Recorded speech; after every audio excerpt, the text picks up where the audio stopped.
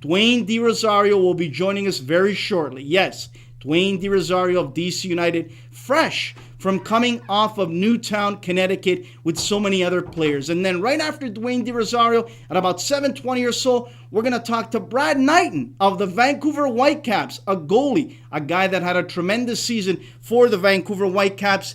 He will join us a little bit later, talk about his experience with Newtown and everything that took place. But as I said, without further ado, I like to call him Mr. Canadian Soccer, a friend of mine, Mr. MLS MVP, a guy that is all class on the field and off the field as well. Dwayne De Rosario, welcome to Red Card, my friend. Thanks a lot. Thanks for having me. Happy New Year to you, and thanks again for having me on. Oh, it is my pleasure, and the best to you and your family, my friend. Let's talk first and foremost about how it was there last night in Newtown. Talk about it, Dwayne. You're a parent. I'm a parent. And when you first heard about this tragedy that took place there, and then MLS contacting you to go there, what was going through your mind? Well, I mean, the way it was put together was kind of, it stemmed from basically the general manager of Houston, Chris Canetti, came up with the idea, and he pretty much just asked a few of the Dynamo players if they wanted to take part, and then the word circulated across the league, and then it turned into a big event, and I think it was. I have to give credit to Mr. Kennedy for first initializing the engagement. Having went to school in Connecticut nearby, so I guess he and just like a lot of us with that story touched us in many different ways, and it was a great honor to be a part of it. It was really nice to see the kids and put a smile on their faces and meet some of the families that directly have been impacted from what took place, and just to ease the burden a little bit, and just like I said, to put a smile on their face. I remember there was one little girl there who I can't remember if it was an older or younger sister that tragically passed due to the events, and she had a ball that her sister always played with, and she wouldn't let it go, and just that little stuff like that just really touches you in a way that you just can't imagine, and just to be a part of it, and I gotta salute the guys that dedicated their time to come forward to make it to Newtown. Like I said, it was a short time frame to put an event together, but it was fantastic. The feedback was tremendous, and I'll tell you, for me as a father, as a man, and someone that was I would even say deeply impacted from what took place on that day, to be there and to be in that community and to share a smile with them felt amazing. This is what it's all about, Dwayne. Listening to that story, I've got goosebumps again as a father of two boys myself, and you as a father. This is what it's all about, giving back to the community. You have done this in so many different ways that so many people don't know about, that you do behind the scenes privately and quietly, and I know that for a fact. You love to give back because you have gotten so much yourself out of the game you love. But again, let's talk a little bit more about it. How was the atmosphere last night, Dwayne? Were parents coming up to you and thanking you for coming out there? How is the community accepting all the MLS players that were out there as well? It's one thing when you do an appearance and people say, thank you. But, the thank you that you got with the look in their eyes when they were looking you in your eyes, it was a feeling that it was so deep and it was so sincere that, it moved you. It was like so much energy behind that thank you that, it was so much words that left unsaid that was just mentioned in that simple thank you, just from the whole energy that they, when they looked at you and they looked you in the eye, it was like so sincere, it was so deep, it was so heartfelt, and that to me was amazing, and like I said, to have the turnout that we had, I think every team was well respected, in terms of every player from every team came out. And I'm proud to say it was I'll say it once again, football or soccer doing something like that on a global scale and really getting into the community, and hopefully we created something that will continue to the other sports, that they could get out there and show the support. But I think, like you said, it shows soccer is a global sport. Everyone plays it. And they were very thankful that we were there. Dwayne, a lot of times MLS, the league itself, takes a lot of shots from a lot of people all over the world. But I got to tell you, I have a lot of connections in Italy, and talking to a lot of the former international players like Marco Materazzi, World Cup winner, was saying that how moved he was by even watching that last night, seeing a lot of the MLS players giving back really inspired him to possibly help out in some way. I mean, this is what it's all about. And again, we're going to have Brad Knighton on, Vancouver Whitecaps goalie, right after you, Dwayne. He was there. He was moved. We're going to get his thoughts as well. But right now, Dwayne, we want to move on a little bit and talk about yourself. You've been rehabilitating from a real hard injury that you got in that World Cup qualifying game. How are you feeling today, Dwayne? I'm feeling very good. Thanks for asking. The knee's doing a lot better. I've had a lot of improvements. Obviously, I haven't really been playing much because it is our off season. But we're getting back soon, and actually got to go in to do a physical to see where the knee's at. But right now, it feels really strong. Like you said, it happened at an unfortunate time in the season, and towards the end. So whereas I missed out a lot of fitness, so I've been grinding it during this off season, really trying to get that strength back in the leg and the surrounding areas around the knee, and like I said, it feels really good right now.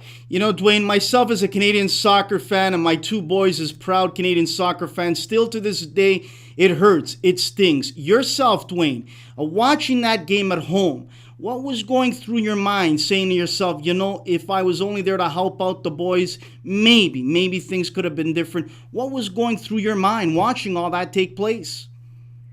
Heartbroken. To be honest, I think that's the best way, and that's not taking a shot. I'm just telling you the way it is. It was completely heartbroken, and you put so much into. A lot of people don't know what it takes mentally, physically, emotionally when you're dealing with a World Cup qualifier situation. We know that we have a hungry and desperate community in Canada that really want to make a World Cup, and we have to carry that burden with us every time we get on the field. And we really believe that we had a team that was capable of doing the job, and to see the outcome in so early in the game was really hard to watch. I remember I almost threw my computer across the room, and it's potentially my last opportunity to and I use that word very carefully, potentially, my last opportunity to have a go at a World Cup as a player. And and that's as a kid, that's my dream come true, to take Canada to a World Cup, and to play in a World Cup. And I always said, if I played one game, 5 minutes, whatever it is, on a World Cup, I take it that serious that I could finish and say, you know what, I've accomplished my biggest goal, my biggest dream. So to be knocked out was definitely hard to take, hard to swallow. But most importantly, I think the way that it went down was even more hard to watch. And I like I said, I don't know. I wasn't there. I wish I was there. But to see it at home was hard, very hard. Dwayne, moving forward now, what has to happen at the grassroots level? I have two boys still in the system. You have played all over the world. You've come up through the Canadian system. What has to change in your mind that will help the men get to a World Cup sooner than later, whether in Russia, in Qatar?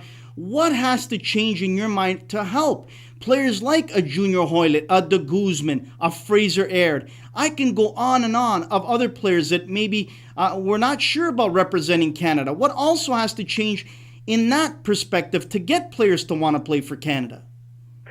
Well,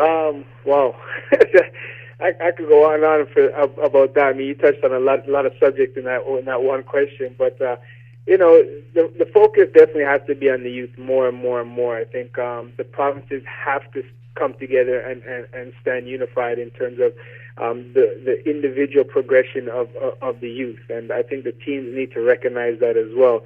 Is not a lot of emphasis is put on the individual talent and the individual growth. It's more team structured, So whereas the kid, if he's taken out of that specific environment, it's hard for him to adapt, to develop, because the individual skills aren't there.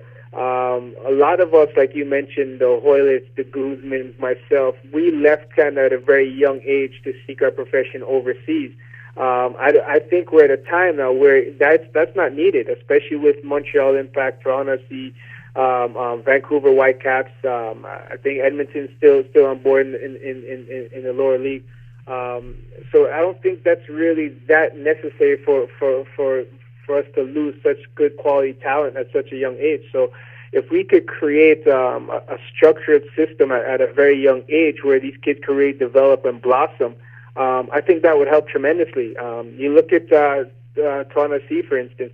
They're doing a lot of stuff at the youth community, but they're missing out in a lot of areas. There's no camp in Scarborough. There's no camp in the West End and the Finch areas. And those are the kids that really have the raw talent that need those kind of programs that is funded, that they can really get out there and play and be seen and be heard. But a lot of those kids are falling through the cracks, or a lot of those kids are getting opportunities overseas, and once they get overseas, they feel more of the support over there that they felt in their own community, and they start to get more attached, and that's why they feel I guess they want to play for whatever country it is that they're in, and of course that's a personal decision. That's one that one has to make for their self. But if there's a way we can kind of make it more welcoming and more an environment that these kids really want to stay and play, then we can talk about developing and some of those young stars. Dwayne, let's talk a little bit about coaching. I want to get your thoughts on coaching at the grassroots level once again. I'm going to be very honest and blunt about it, because after that devastating loss to Honduras, I was very outspoken in many components, especially in coaching. In this country, Dwayne, and if you don't want to comment on that, I respect that, but I'll do it. I'm really tired of coaches coming from a certain part, the UK, for so many years in Canada, teaching at the grassroots level. When I look at the World Cup stage and at the Euro stage, in the last 20 years, I look at Spain, Italy, Brazil, Argentina, Germany, Portugal, that have produced World Cup nations, that have produced fantastic coaches, and then I see here at the provincial level that we have none of these type of people running some of the biggest programs. We have none of these people in charge of our national team programs. Is that not a problem in your mind? Yeah, I think when you're talking about the cultural diversity within the national team program, is that what you're getting at? Not only the national, Dwayne, but I'm also talking at the provincial. I'm talking even at the local grassroots youth clubs. I think we need to get more Spanish coaches coming over here, Italian coaches, Brazilian, Argentinian. I think we're still, Dwayne, at the grassroots level, teaching the kids the kick and run. Yeah, well, I know for myself, growing up in the provincial program and at the national team level, it was just English. That was the only mentality that was taught to us. I think nowadays you're starting to see more of the global soccer minds getting opportunity to get in those places, like you said, in the provincial coaching. So our kids are getting a more diverse overlook of the game in a worldly view, and not just playing one specific way. And I think when you mention those specific countries that are successful, they have players that are playing globally, internationally, at all different clubs. So they're getting that coaching, they're getting that understanding that if they need to sit back and contain a win, they can do that. If they need that creativity individually, they can take players on. If they need to attack down the flanks and get balls in, there's many different ways that they can threaten you. Whereas in the past, it wasn't that way for us as Canada. I think what Stephen has done, has really tried to create that more play and move, more that rhythmic play, more that play with possession instead of just getting the ball, battling, kick and run type of style. Granted, there's a time where yes, you might have to do that, but for the majority of the minutes, you need to adapt your play in many situations, and sometimes you need that Latin flair. Sometimes you need that Italian-minded defense just to sit in, be very structured, be very disciplined, and to find balance. And you brought up a fair point, but I think when I look at the coaches in terms of the cultural aspect of it. I think you're starting to see more soccer minds starting to get in, and I think you're starting to see the hierarchy of those provincial programs starting to open up a little bit more to different views on the game, which I think, like you said, will help tremendously in terms of development of these kids. Dwayne, a couple other things, because I know your time is precious and we really appreciate you joining us here on Red Card. But to me, another thing that's been confusing over the years, and I've been very outspoken about this, is I don't understand why the men's national team program doesn't play more friendly games against Central American teams, South American teams, teams in the CONCACAF region, because that's where Canada has to break the wall to go through and get a World Cup spot. Why are the men's team continuously playing friendlies in Europe, whether in Greece, Denmark, you name it? I mean, I don't think that does anything for the program. Yeah, I mean, I hear you. I totally agree with that, and but it is what it is. I don't pick the games. Why we continuously play European teams when we really, in big game situations, we haven't got to that stage yet where it's a World Cup that will be playing teams from Europe and teams from Asia. But I think you make a valid point where we definitely need, in my opinion, to play a lot of more CONCACAF playing teams. Now, that doesn't mean we just have to stick to CONCACAF. I mean, there's teams that play that way in South America that play the same as they do in CONCACAF. So that way we're better prepared for the environment we're going to face when we play these teams. And, like I said, hopefully in the future we can figure that part of it out. And we're not always going overseas to suit the players that are overseas. We can play quality games in Central America and get the same benefits from that or more. Dwayne, talk about 2013 season, MLS getting ready, D.C. United, and a real strong 2012. You guys almost made it all the way to the final. Talk about getting ready for 2013. Yeah, I mean, this obviously last year's what we accomplished last year was huge. I mean, to have the opportunity to make it to the conference semifinals against Houston just shows the potential our team has, and we're the youngest team in the league, so you could only see hopefully things getting better from here on out. And we're looking for big things out of 2013. It's another year. We can't compare it to last year. We can't look at last year. Last year was done. 2012 was over with, and we just got to prepare physically and mentally for another grueling, tough season. If you look in the East, a lot of the teams are getting stronger, and we have to look at that, and we have to get stronger too in our own play. And I believe in the guys in that DC locker room. I believe we have a team that could potentially do some big things this year, but it starts one step at a time, and we're looking forward to a successful and healthy 2013. Dwayne, talk a little bit about D.C Youth United Tour. Talk about that making another appearance in the GTA this summer. Yes, we'll be. We're definitely planning to do more things in and around Toronto. We have I have my power training and development camp going on at the MLSE Sports Plex in Scarborough, starting not this weekend, but next weekend, as well as we'll be in Ottawa on Friday, Saturday with a clinic on the Sunday, which is the 13th. So we're trying to spread across Canada. We're trying to touch as much kids as possible and just bring back that joy, that fun into the game, where the kids could get creative and just share some of the knowledge that I've gained from my many travels across the world playing the game with these future stars in the making.